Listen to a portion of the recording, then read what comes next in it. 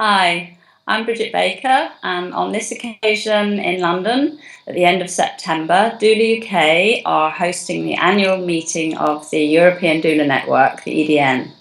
And we've got some burning issues that we'd like to talk about in Doula UK. And I know that Debra, who is going to talk with me, has some ideas too, because we've already had a chat about them. So I've been a doula for 43, 44 years, and I'm currently chair of Doula UK and head of education and mentoring. Debra, over to you. Aw, thanks so much, Bridget. It's so great to be here with you and all the doulas of the UK and the EDN. And my name is Debra Pascali-Bonaro, and I've been a doula for 30 years, and that seemed like a long time till you did your intro. And I am with Dona International. I'm one of their doula trainers and have really been blessed to see doulas as you have, just kind of flourishing all around the world and been a part of many different trainings and programs globally. So it's great to have a discussion with you about our growth and what that means and some of the burning issues.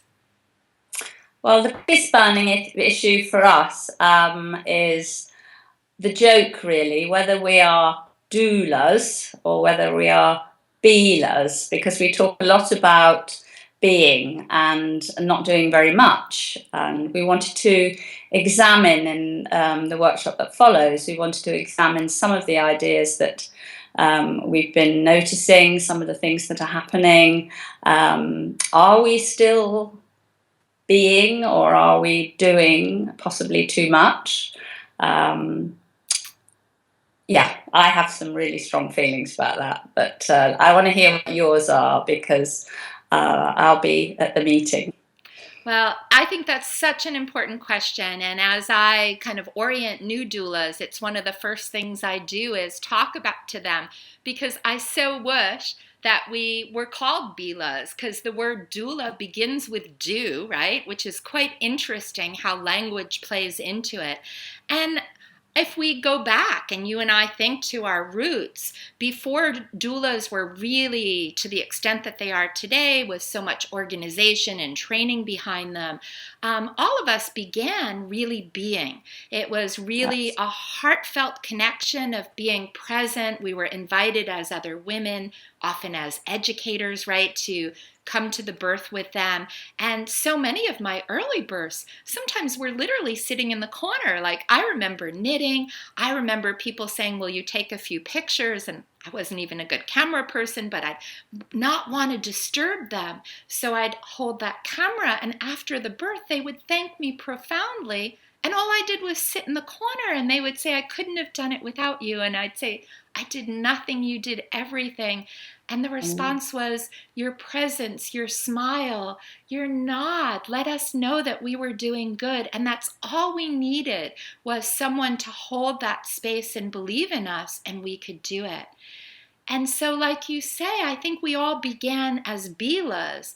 And as we formalized more and more, there's this sense that, I don't want to call it professionalization, because I wouldn't want doula to be a profession, but we've Mm. reached a standard where we feel we need more training and more hurdles, and we're bringing people into that neocortex, into their mind.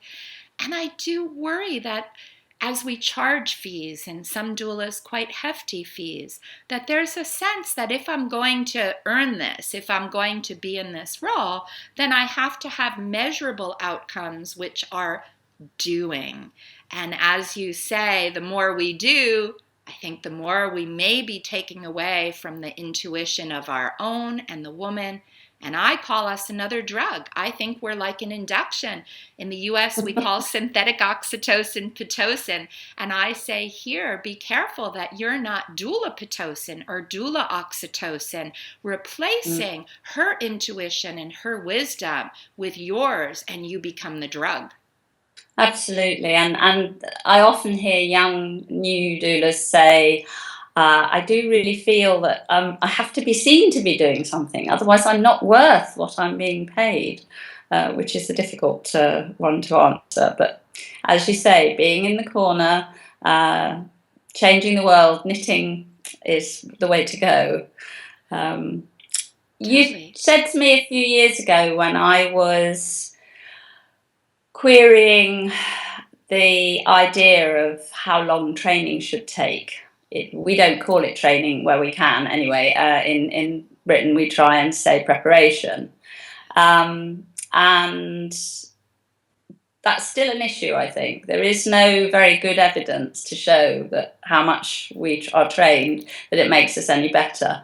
And maybe it makes us worse. What do you think? I'm really worried about that because if we go back to the research, which I love to really ground us that, the doula is an evidence base. We all know the Cochrane database and how effective we are. But if we look at all those early studies, they were all done with a community woman who literally had a 4-hour orientation. And she was really told what we learned from Wendy, kind of our first doula, that helped us rediscover that role of female companionship through Dr. Marshall Klaus and Dr. John Kennel. And what Wendy did that was reported was smile, hold a hand, occasionally rub the woman's hair, and tell her she was beautiful and strong and give encouraging, empowering words.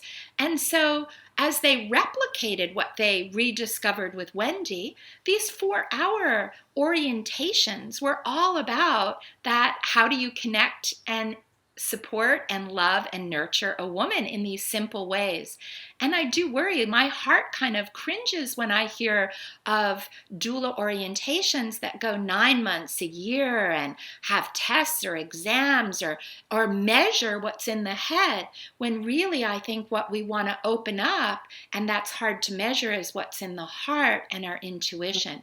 So I am really worried on that level that we are creating the doing by our orientation. And the second level to it, I'm in the US where doulas are beginning to be a part of the healthcare system. And we're seeing reimbursement in 2 of our states, and I believe many more will come in the next few years, including I think will nationally be recognized. And when you think of how many doulas, or maybe belas, we will need to meet the need of women that would choose to have one, and not everybody will, but let's even say 50% of American women would. That would be 2 million births a year.